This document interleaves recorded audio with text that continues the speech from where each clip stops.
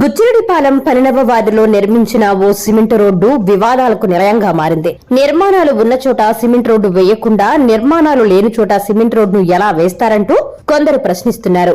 సాధారణంగా cement road ప్రజల ప్రయోజనాల నిమిత్తం నిర్మాణం చేస్తుంటారు. కానీ ఇక్కడ ఖాళీ స్థలాలకు మార్కెట్ ధరలు పెంచేందుకు సిమెంట్ రోడ్డు నిర్మాణం చేసినట్లుగా ఉంది. ఎన్నికలు సమీపిస్తున్న వేళ ఇలాంటి పనులతో ప్రజా ఆగ్రహానికి గురికావడం ఏంటి అన్న చర్చ ప్రజల్లో కొనసాగుతోంది. మరోవైపు ఆ సిమెంట్ రోడ్డు కూడా సగం వరకే నిర్మాణం చేపట్టడంతో విమర్శలకు తావిస్తోంది.